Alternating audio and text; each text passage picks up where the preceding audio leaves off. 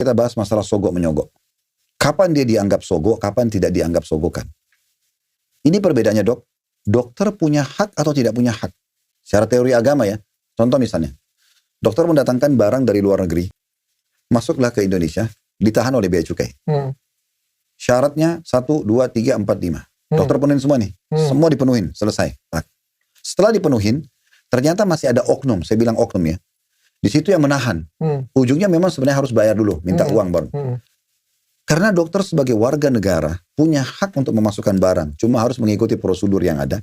Kita sudah penuhi ternyata ditahan oleh dia. Lalu karena kalau kita nggak bayar, barang kita nggak keluar. Kita bayar uang itu karena sudah tidak ada jalan lain. Dan ini hak saya. Ini nggak masuk dalam bab sogok menyogok. Oh itu nggak masuk? Karena kita nggak melakukan itu untuk mengambil hak orang lain. Oh, okay. Kalau kita membayar sesuatu untuk mendapatkan yang bukan hak kita, ini sogoknya. Man. Contoh KTP. Kita mau ngurus KTP, mau ngurus SIM. Nah sekarang saya bayar nih, saya datang, saya ngurus semuanya. Ternyata oknum saya bilang ya. Tetapi oknum kadang-kadang menahan karena dia punya jabatan, dia tidak berpikir itu haram dalam agama. Dia mau harus dibayar baru diambil. Kalau kita nggak punya SIM, kita nggak bisa dapat. Kalau kita bayar, kita bisa dapat. Gimana? Kita tidak ada solusi lain. Dan itu hak kita. Kita punya hak. Kalau kita tidak punya contoh, ini surat tanah bukan punya saya. Saya bayar supaya diganti nama saya. Itu yang sogok menyogok ini. Ini masalahnya beda, gitu kan?